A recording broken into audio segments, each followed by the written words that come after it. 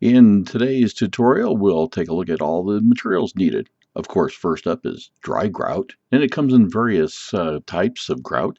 We're using the sanded polymer grout. This one comes from your friendly Home Depot. Comes in a myriad of colors. The nice thing about the sanded grout is that it contains a built-in powdered epoxy glue. We'll have more of that a little bit later on. Next up, we like to use a good wood glue. We'll mix this up with some wet water to make our scenic cement. This is Gorilla brand. There's others out there that you can use. This one happens to work in our situation. As we watch the video, you'll see various other items pop up. Of course, wet water. Wet water is made by simply adding a couple of drops of liquid dish soap, such as Dawn, to a bottle of water like this. We have various other containers. This one is a sprayer that we've mixed some scenic glue. That's the Gorilla Glue mixed up about 8-to-1 in this sprayer. We'll be using that in various points also on this video. Here's another bottle. This bottle happens to be a used Gorilla Glue bottle. We'll use that for saturating, much like a big eyedropper.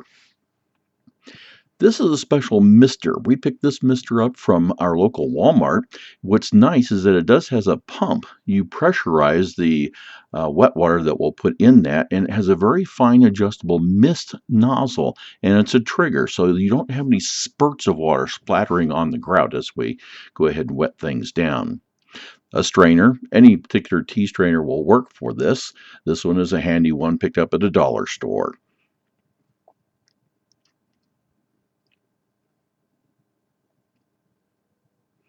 Here's a couple of these are like old cottage cheese containers. Anything that you can grab your hands on around the house that you're not going to reuse, that is. This is what we mix our various colors of grouts in. Here's a rubber roller. This one's used, I believe, like in inking the old linoleum blocks when we used to make those way back in elementary school. We'll use that for rolling and packing down grout later in the video.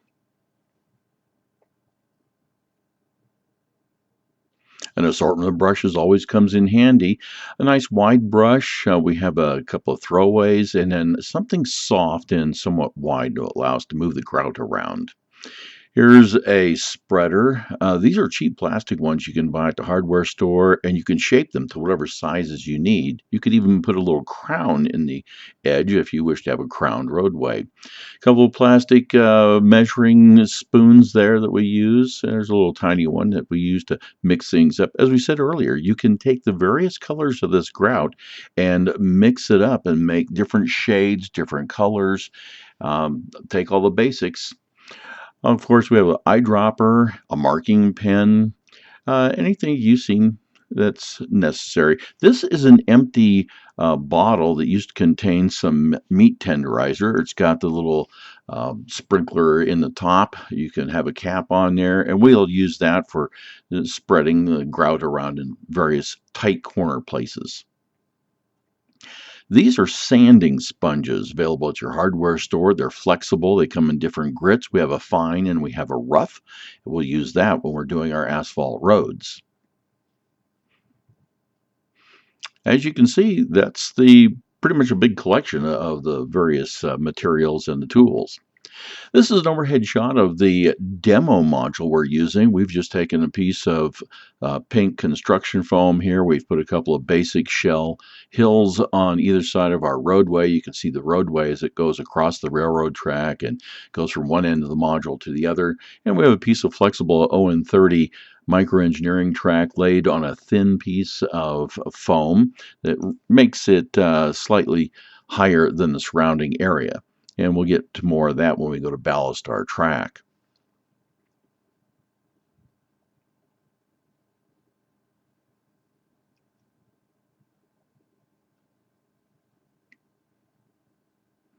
The techniques we show on this video are not hard and fast. Here you can see I've got a bowl of water. It's actually some wet water, and I've mixed it up with some of the Gorilla Glue. I've just made a large batch of very thin scenic cement here, and I'm simply painting it on in liberal amounts over the hard shell structure here. And we'll do this over the entire area that we're going to cover with our basic scenic material, or the basic scenic layer, if you will. We take our sanded grout, and by using various colors of tan and brown, we'll make up a mix that's somewhat representative of the area that you're modeling. In this case, it's somewhat light. Put a couple spoonfuls in our strainer, and we just tap it lightly uh, over the hard shell that we've previously wetted with the scenic glue.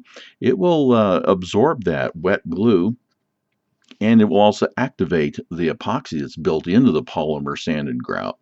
The sanded grout is very, very fine. In some cases, it's almost like a powder. And of course, as you use the strainer, you'll come across some little clumps that may wind up in your strainer as you continue to spread this all over. And usually, what I do, when I get to that point, I just take the strainer and dump it over, and it makes for a little clump on the scenery. And it's quite natural.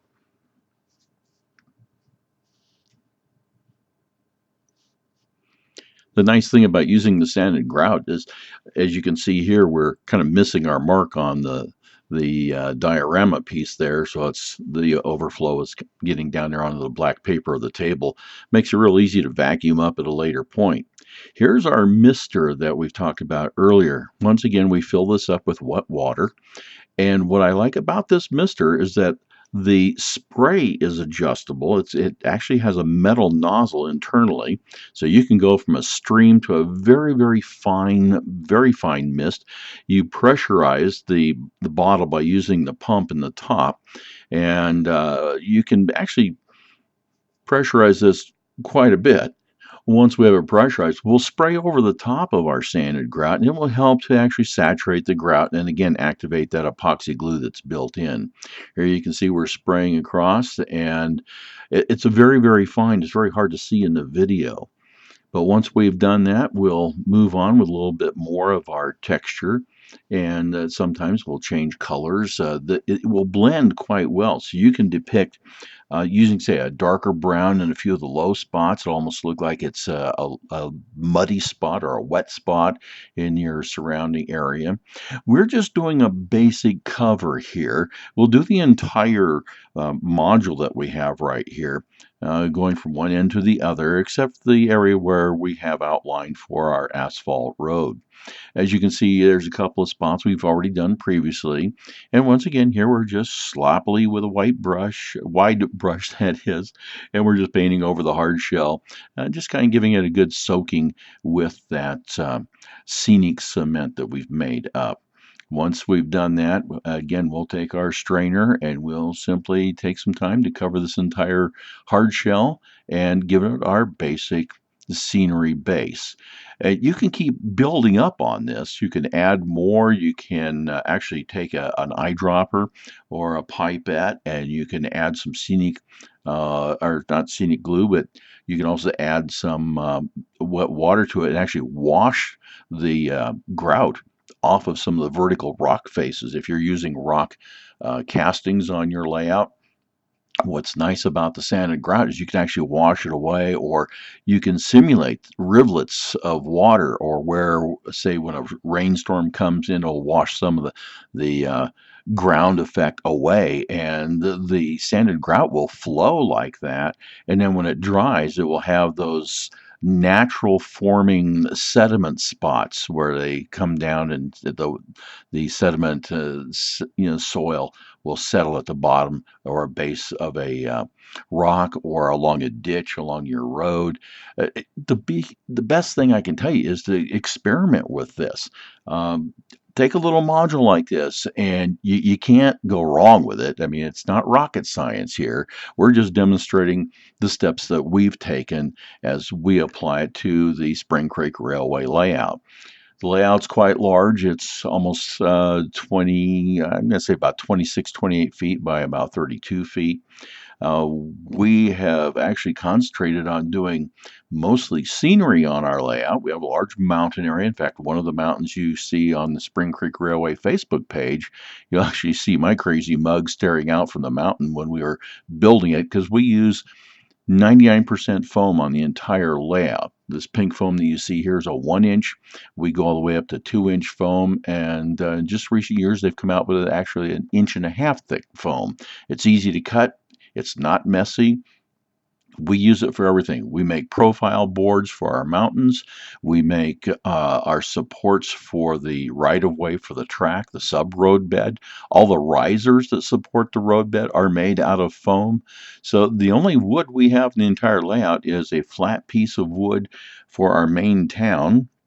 The rest of the layout is built with L girder wood work, and then it's all foam from that point on, and you can get crazy with it. The foam is so easy to cut, carve, use a hot knife, use a wire cutter, use an old hacksaw blade, whatever comes to mind, but you can shape it as you want. And then one of the departures we've done is we take a tool, or that it's kind of a material netting used in wedding dresses and such, and we use that with a hot glue gun, and we put that over our large mountain areas, and then we apply our basic hard shell structure over that using industrial paper towels dipped into a very soupy mix of hydrocal plaster. That's how we formed the hard shell that you see here on our little demo module. Simply crumpled up newspaper, and then we dipped some strips of our industrial paper towels in there, and we prefer to rip them into strips because it gives you a kind of an odd fine edge, and then we simply lay those over until we have a good overlap thickness, let it dry, and it's as I said, a hard shell, so hard as a rock. So as we can see here, we've actually covered a lot of our area. We kind of zoom in a little bit. You can see how the sand and grout actually absorbs the scenic cement that we painted on over this. And if you do find yourself adding some more of the sand and grout in places and it remains somewhat dry, simply take your wet water and respray it. You can respray this stuff over and over again. It will loosen up. It will allow you to kind of position things or add more to it, build up layers, wash it away in different places. And once you do this and let it dry, come back 24 hours from now, it'll be all solid and hard as a rock, literally. And if that's not enough for you, then you can add more or you can make changes. One of the nice things about sand and grout, using it on the track, we mix it up a little bit, making some different colors, of course. And then our particular layout, the track that we use represents a short line that doesn't have a whole lot in their maintenance budget for ballast. So in some cases, we tend to mix our ballast on the track, and it's going to look somewhat like the surrounding, earth areas, because it's essentially where the railroad is simply gone to the local areas and picked up dirt and dumped it on the track as they go. In some cases, we'll mix a little bit coarser sand or rock that we have screened, and we'll mix that in with the sand and grout. And what's nice about it is that when you put it down, again, that powdered epoxy glue that's in the sand and grout will help to contain the rest of the gravel you've mixed in with it. And of course, we follow it up once it's down with the wet water. We'll follow it up with some more of the scenic cement, and that holds everything in place. If you ever need to move a piece of track or adjust it, you can just simply soak it down, use your mister or like a Windex mix sprayer, and that gives you a little bit coarser water spray on there. Soak it down real good, wait a couple of minutes, and you can take a little plastic spreader or a putty knife and just slip it right under. The track will pop right up, and you can then rinse it off or take a stiff brush and brush the sand and grout right off your track, rinse it off with some water, and your track looks like it's brand new and ready to be put down in another space. Here we're just kind of mixing our ground cover here close up to the track and taking a soft brush and getting it off the railheads and all before we, again, hit it with the mister and wet things down. You can see the sand and grout is changing color a little bit there off to the right. This is where it's starting to absorb some of that extra scenic cement that we had painted on with our brush. So it'll change colors, as it gets wet. But once it dries, again, it will dry lighter than what you see. So again, a little experimenting, as you go. It's, as we said earlier, not rocket science. what I like about this is that it has a long working time. So putting down your scenic cement like we're doing here, just painting it on with a brush, and you notice I'm kind of giving it a good ample amount of the wet water glue mix there on the foam. Uh, don't worry about if you get too much of a puddle there, because as you add the sanded grout, it'll again absorb that, and it gives a nice variation. So add your basics, come back around with, say, another color. You can sift it on a little heavy in spots. One of the things I have found with the little tea strainer sifter that you see that being used here in this video, you tap it side to side and it gives you a nice light coverage area, somewhat uniform. But as we know in nature, ground cover really isn't uniform, and not unless you're planting a parking lot or something like that, or maybe a grassy field that's all the same. And what I do is, besides going side to side, if you tap at the top of the strainer, it will give you a little bit heavier coverage as you tap up and down. And then that way it varies the texture and varies the amount of sand or grout that you're getting, all over the area that you're covering. As you've noticed here, it hasn't taken much time to actually, lay down the scenic cement, and then, we get out the strainer, and we just, the higher you go, the wider you can go, or you get closer to the foam, give a little bit thicker coverage there with the sand and grout. But the idea is simply make sure you cover all of your wet scenic cement. Give it a good go, and when you come back later, when it's dry, if you find some spots that maybe look a little too thin, then just simply add some more. Add it dry, and then come back with your mister and re-wet the area, and it will bond everything together. It just reactivates the glue. It all comes together. And should you make a mistake, or you decided that you want to clear a spot out, say for the foundation of a building, you can draw the square out or the shape of your foundation, and then take again a little plastic putty knife, and it'll scrape that sanded grout right off the foam without doing any damage at all. So there's a lot of applications. There's a lot of versatility to this stuff. It's one of the best things I have found in many, many years for doing scenery. And again, here it's not exact. We're playing around here, covering our basic scenic areas here with the sanded grout. Some various colors have been mixed together.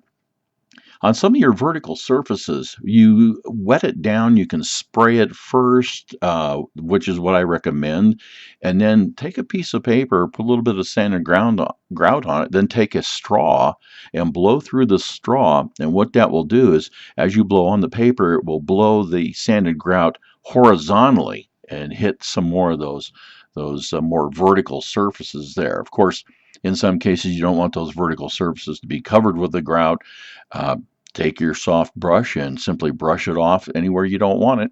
Let it sit for a little bit to just kind of tack up. Hit it again with your real fine mister, and again, it'll reactivate. And once it's dry, it's all in place, and you don't have to worry about the sand and grout working into anything.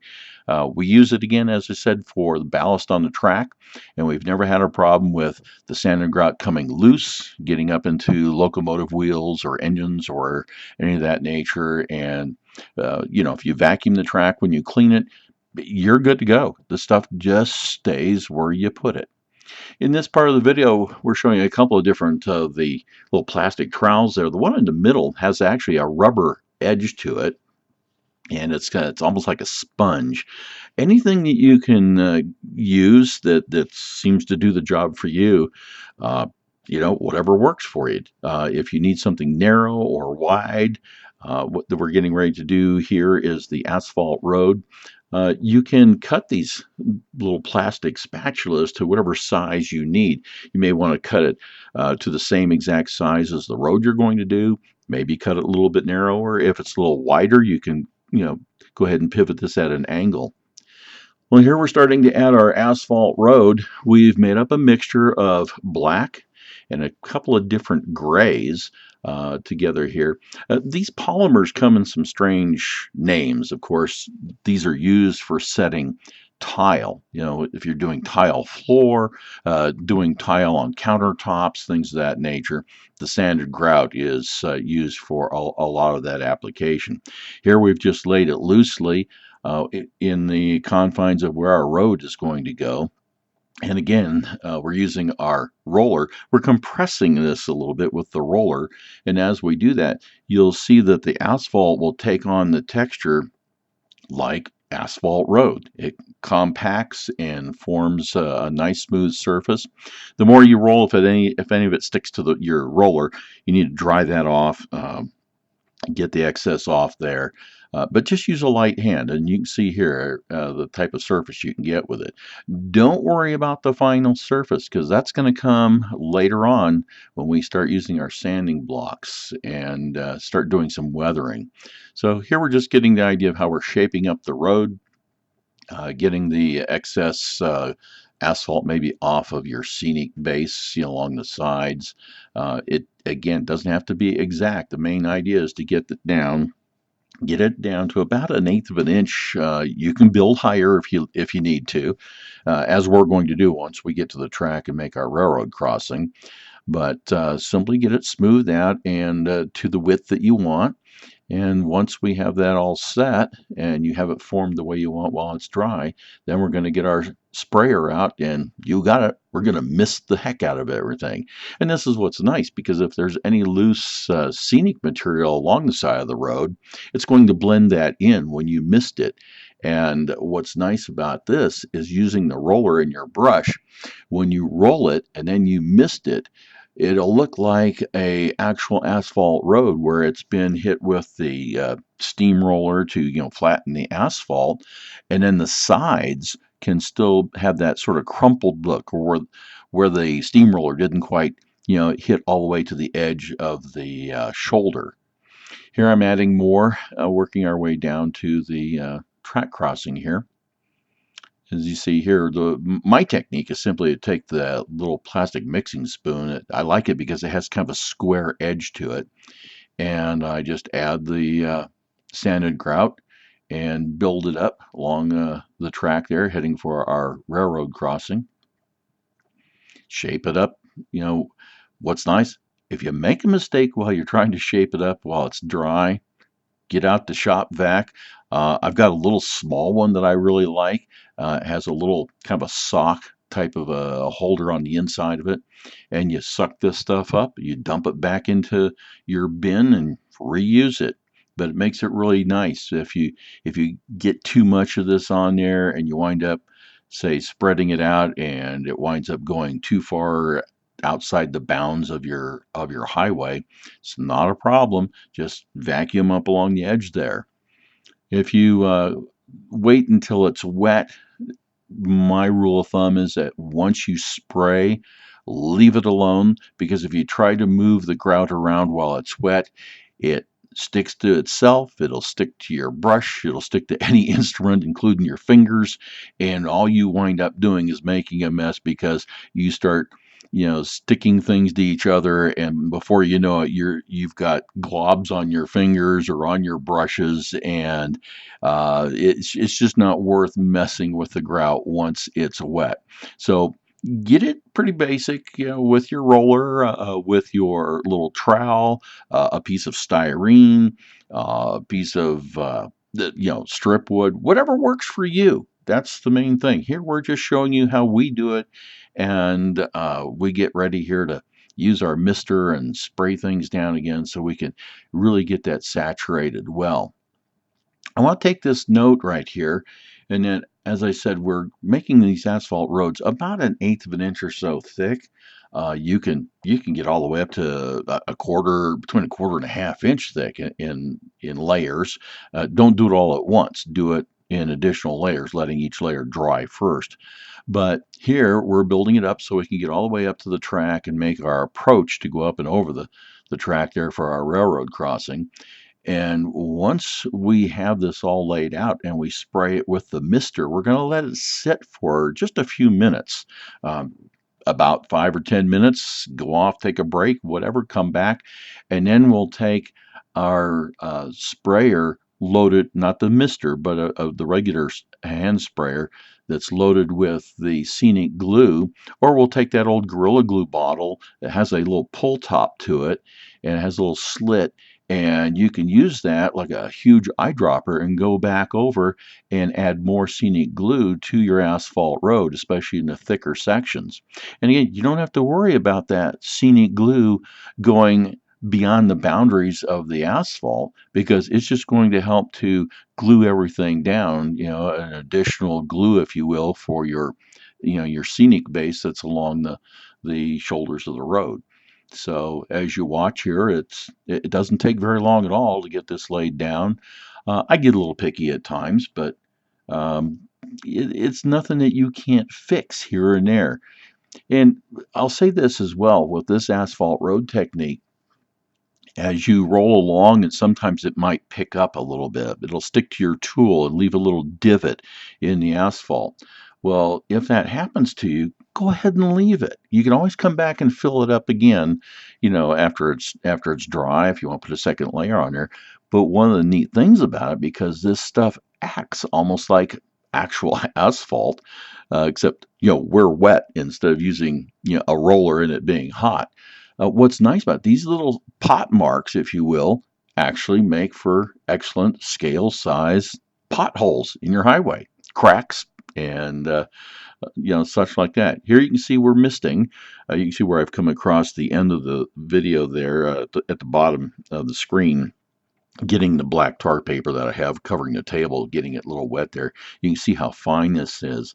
So I just mist back and forth along. The idea is not to try and get it too wet to wash anything away. That's why I like this mister, because it's a very fine mister. It's not strong enough to blow the sanded grout around. So we soak it down real well with the mister, and after it's all down and wet, you can let it set, let it dry, and we can move on to the next part.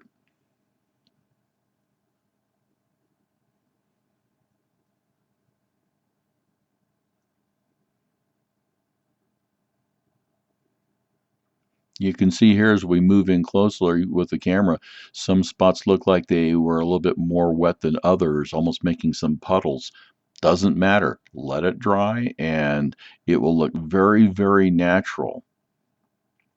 Well, here it's dried, and what we're doing in this step is we're just using our sanded sponges here, sanding sponges, if you will. You can get quite aggressive with this stuff. So as you can see here, the road is changing color a little bit as we use the sanding sponge on it.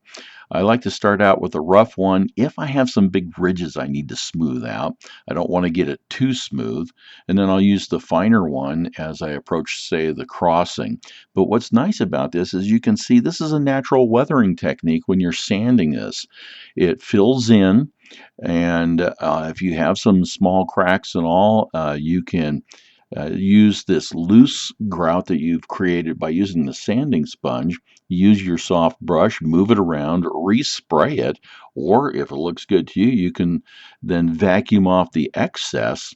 And when you do that, it will leave you a weathered road, which actually looks like the area of the roadway where cars have traveled a lot, giving you that worn look down the asphalt road.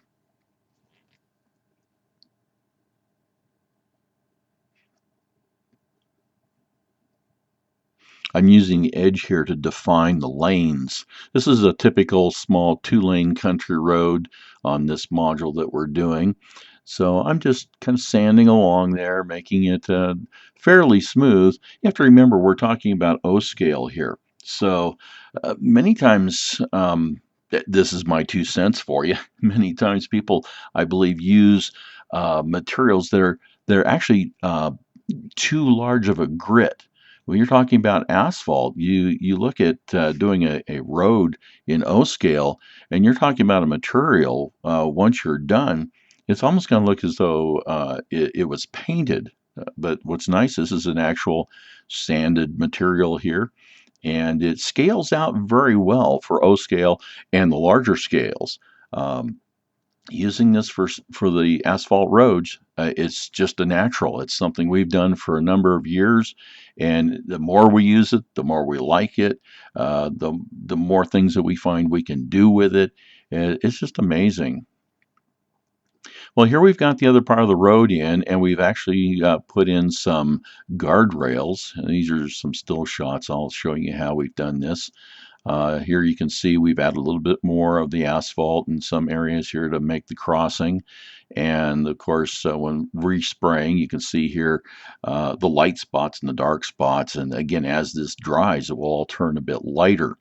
At the top of the screen, you can see where we've brought down a dirt road onto the asphalt road. That's a little service road that goes along the railroad track here. Once again, we've used our sanding blocks, and as you can see, we're just using our soft brush here and just brushing things away and out of the flangeways and over the crossing.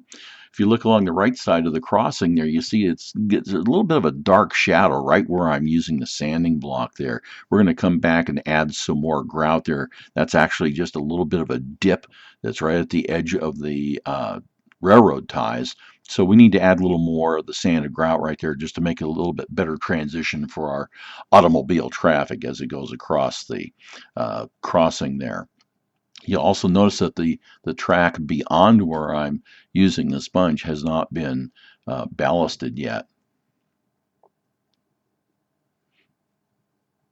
We found an easy way to clear the grout out of the flangeways and all is to simply use a piece of rail and we file it, it gets sort of flat on one end, and then we take the web of the rail and we turn it so at the base of the rail it will actually go into the flangeway while the head of the rail that you have in your hand will ride along the top of the rail, and that web will kind of keep you, centered over your running rail, going back and forth, and it scrapes the top of the rail and it ensures that there's no sand or grout sticking to the top of the rail or down below. And once you've done that, you have a very smooth crossing for your various cars and such. Here we've mixed up a little bit of finely sifted gravel. This actually came from the driveway out in front of the layout building here, and we've mixed it with some different colors of the sand and grout, and we're using that little old um, spice bottle that has the little flip lid to it and the holes in it. It makes a easy little shaker, if you will, for getting stuff down in small areas.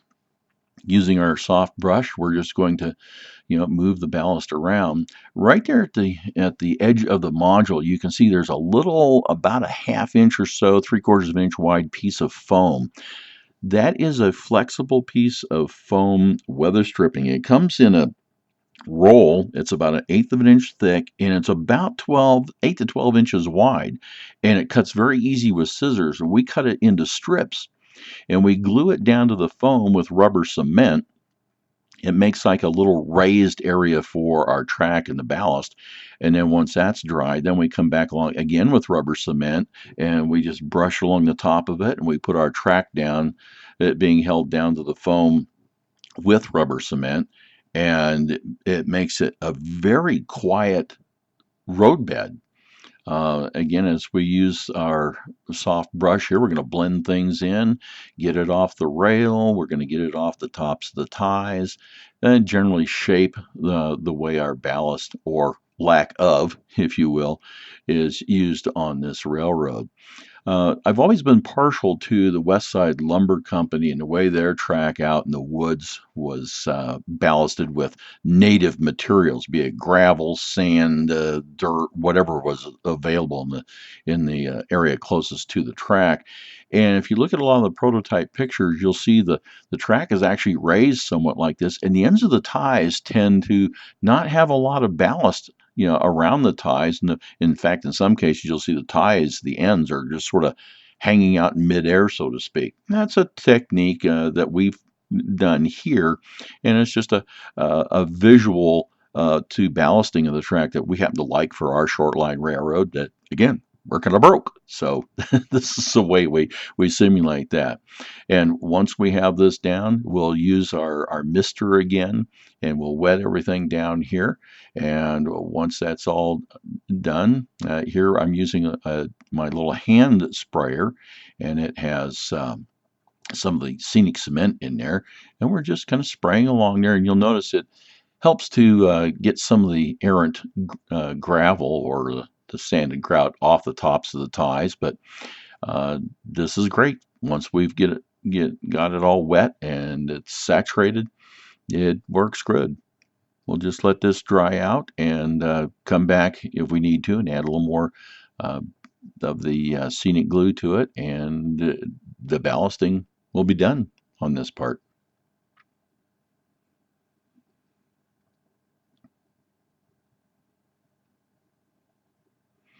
Here you can see we're using the empty Gorilla Glue bottle, and that little nozzle on the end actually goes back and forth, and it's got a little slit in it. It makes for like a really nice and easily controlled giant eyedropper, if you will.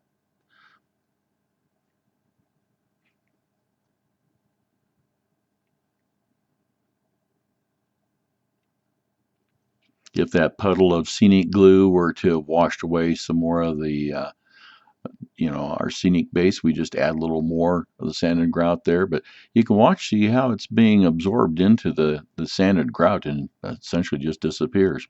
Here we're using that piece of rail, real simple little tool, to go ahead and remove the sanded grout from the top of the running rail there. We'll go back and do the same thing with guardrails in just a little bit.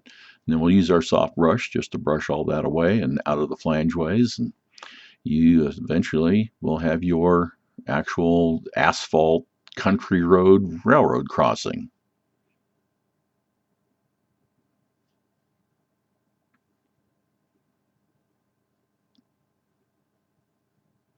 The thing I like about using the sanded grout is that the various colors, as you can see along the edge of the asphalt road there, it just blends so easy.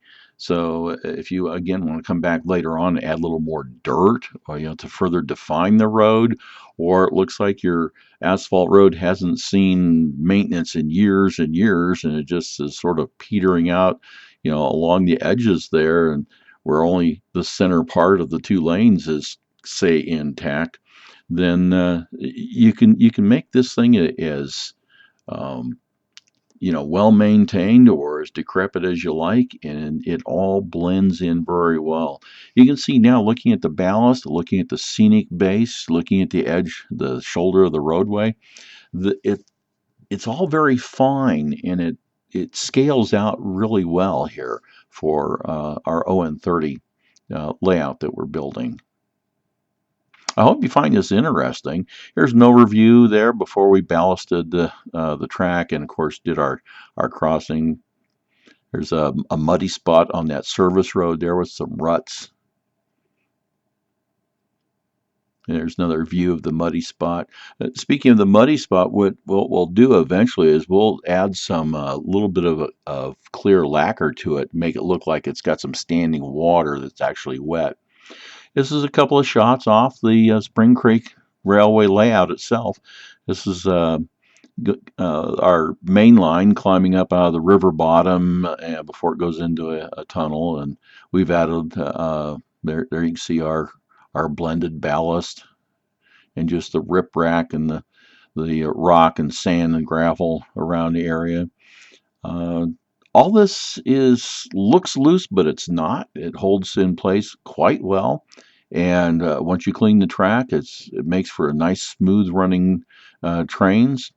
Here's the edge of the layout. This is another little country road we have there. It's leading down to a railroad crossing. Added some phlox, some static grass in a couple of places there, some trees and a few bushes. By all means, these scenes are not done at all yet. This is just our first application and starting to flesh out part of the layout. Um, Crossing there, again, this is another little asphalt country crossing. No guardrails on this one. It's just your basic crossing right there. And we've blended into the shoulders. You'll find a little bit more gravel, some washed down soil and sand, along the rock crevices there, a little bit of grass and weeds here and there. You can see it a little hard sometimes to focus with the camera, but hopefully this gives you an idea of some of the things you can do with the sanded grout. Here's where we come down a little bit of a driveway. This is entering into a gravel or dirt parking lot. And that square area you see coming into the picture right now, that's the site of a church that will be parked right there. And that's kind of the cutout where the church foundation actually sets down, and have some grass and such there. Another overview, you can see the spot for the church, some uh, static grass applied. This is a scene that will be a swimming hole scene, if you will. We have the covered bridge there in the distance. This will be a beach area on the edge of this creek area where it approaches the bay on the layout. And yeah, there's some suspended track, if you will, uh, currently being supported unprototypically with some of our foam blocks. But here's one of the things you can do with the sand and grout. It looks like a loose pile of dirt over the end of a track there. Again, that's just sand and grout. We wet it down, while it's drying. Then after it sets for a few minutes, we add some uh, uh, scenic cement to it. As you can see me knocking there on my finger, it's rock hard, and it will keep your track in place, and of course keep your trains from going anywhere off the end of the spur there. Another view of some more road work. We have another asphalt road coming across the layout there.